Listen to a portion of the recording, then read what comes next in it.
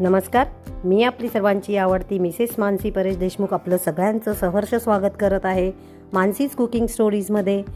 Last व्हिडिओमध्ये सगळ्यांनी मला विचारलं की कोणता तांदूळ वापरता, तर आज आपण तेच पाहणार आहोत।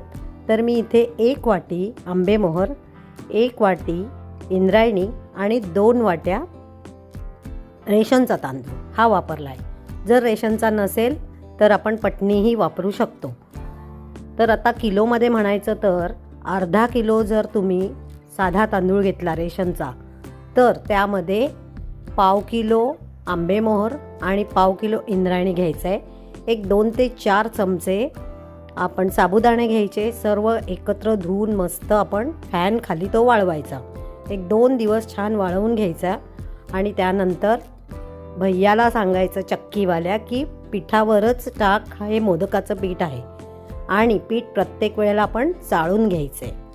तर इथे माझी आज 50 मोदकांची ऑर्डर आहे म्हणून मी हा घाट घातला। पण मी म्हटलं विचार केला की तुम्हाला तांदूळही दाखवायचे होते की कोणते वापरते आणि कसे ते वापरते। आजचा जो व्हिडिओ आहे तो मी आता मोदक कसे वाफवले वगैरे ते सर्व दाखवेन, पण उद्याचा जो मी व्हिडिओ करेन त्यात पीठ कसं तयार करायचं, म्हणजे दळून आल्यानंतर आपण ह्या पिठाचं उकड कशी घ्यायची आणि त्यानंतर कसं त्याला आपण व्यवस्थित ते पारी बनेल इतपत ते मळून घ्यायचं, हे सर्व मी तुम्हाला उद्याच्या व्हिडिओमध्ये दाखवेन।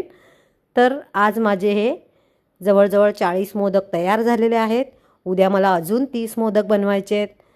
तर तुम्हाला कसा वाटला आजचा व्हिडिओ सांगायला विसरू नका। लाईक, शेअर, सबस्क्राईब नक्की करा। धन्यवाद।